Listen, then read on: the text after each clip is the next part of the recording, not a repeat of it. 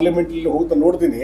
Almost ನಾವು flight ಹೋಗುವಾಗ ಅಥವಾ ಅಲ್ಲಿ ಕರ್ನಾಟಕ ನೋಡಿದ್ರೆ ಆಲ್ಮೋಸ್ಟ್ ಕಾಂಗ್ರೆಸ್ಸಿನ ಎಲ್ಲ ಶಾಸಕರು ಅಲ್ಲೇ ಠಿಕಾಣಿ ಹೊಡಿದ್ದಾರೆ ಮಂತ್ರಿ ಸಲುವಾಗಿ ಲಾಬಿ ಮಾಡಲಿಕ್ಕೆ. ಅವ್ರಿಗೆ ಫೀಲ್ಡಿಗೆ ಹೋಗಿ ರೈತರ ಕುಂದು ಕೊರತೆಗಳನ್ನು ಕೇಳುವಂಥ ಕೆಲಸ ಮಾಡಬೇಕಾಯಿತು, ಅದು ಮಾಡಲಿಲ್ಲ. ಎಲ್ಲರೂ ಅಲ್ಲಿ ಠಿಕಾಣಿ ಹೂಡುವಂಥದ್ದು. ಮತ್ತು ಯಾವಾಗ ಡಿ ಕೆ ಅವರೆಲ್ಲ ಹೋಗ್ತಾರೆ ಅವ್ರು ಕೂಡ ಅವರು ಹೋಗೋದು ಬರುವುದು. ಇದರಿಂದ ಇಡೀ ರಾಜ್ಯದಲ್ಲಿ ಇವತ್ತು ಈ ರೈತರ ಸಮಸ್ಯೆಯನ್ನು ಇವತ್ತು ಯಾರೂ ಅದನ್ನು ನೋಡುವಂಥ ಪರಿಸ್ಥಿತಿ ಉಳಿದೇ ಇಲ್ಲ. ಮತ್ತು ರಾಜ್ಯ ಸರ್ಕಾರ ಸಹಿತ ಎಲ್ಲೋ ಒಂದು ಕಡೆ ನಿರ್ಲಕ್ಷ್ಯ ಮಾಡಿದೆ ಅನ್ನುವಂಥದ್ದನ್ನು ಈ ಸಂದರ್ಭದಲ್ಲಿ ನಾನು ಹೇಳಬಯಸಿದ್ದೇನೆ. ಮತ್ತು ಇನ್ನೊಂದು ಭಾಳ ಮುಖ್ಯವಾಗಿ ಇವತ್ತು ರೈತರಿಗೆ ನೇರವಾಗಿ ಬರಬೇಕಾದ್ರೆ ಇಮಿಡಿಯೇಟ್ಲಿ ಬೆಳೆ ಪರಿಹಾರ ಆಗಲಿ, ಮತ್ತೊಂದು ಪರಿಹಾರ ದರ ಕೊಡುವಂಥದ್ದಾಗಲಿ, ಇದೆಲ್ಲ ಪ್ರೊಸೆಸ್ ಇಮಿಡಿಯೇಟ್ಲಿ ಚಾಲೂ ಆಗಬೇಕಾಗಿದೆ.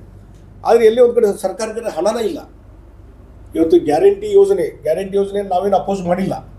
ಆದರೆ ಗ್ಯಾರಂಟಿ ಯೋಜನೆಯ ಮುಖಾಂತರ ಪ್ರತಿ ವರ್ಷ ಸುಮಾರು 50,000 ಕೋಟಿಗಿಂತ ಹೆಚ್ಚು ಹಣ ಅದಕ್ಕಾಗಿ ವಿನಿಯೋಗ ಆಗ್ತಾಯಿದೆ. ಹೀಗಾಗಿ ಡೇ ಟು ಡೇ ಅಭಿವೃದ್ಧಿ ಕೆಲಸ ಏನಾಗಬೇಕಾಗಿತ್ತು ರಾಜ್ಯದಲ್ಲಿ, ಯಾವುದೇ ಅಭಿವೃದ್ಧಿ ಕೆಲಸ ಆಗ್ತಾಯಿಲ್ಲ.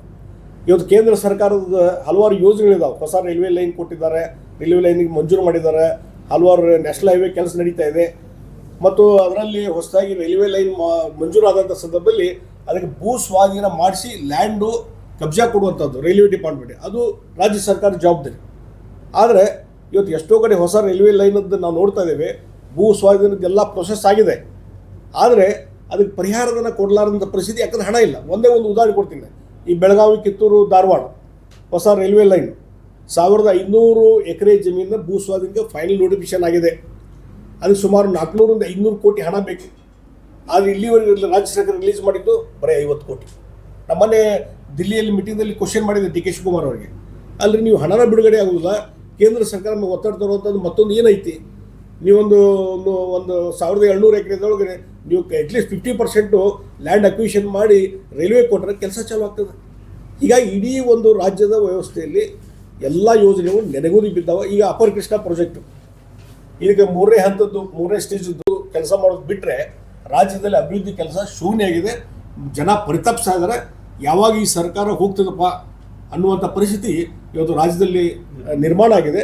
ಅದಕ್ಕಾಗಿ ಇದಕ್ಕೆ ಮೂಲವಾಗಿ ಕಾಂಗ್ರೆಸ್ಸಿನ ಈ ನೀತಿ ಮತ್ತು ಬೆಳಗಿನ ಸಾಯಂಕಾಲ ಕೇಂದ್ರ ಸರ್ಕಾರ ಬೆಳೆಯುವಂಥದ್ದು ಮತ್ತೊಂದು.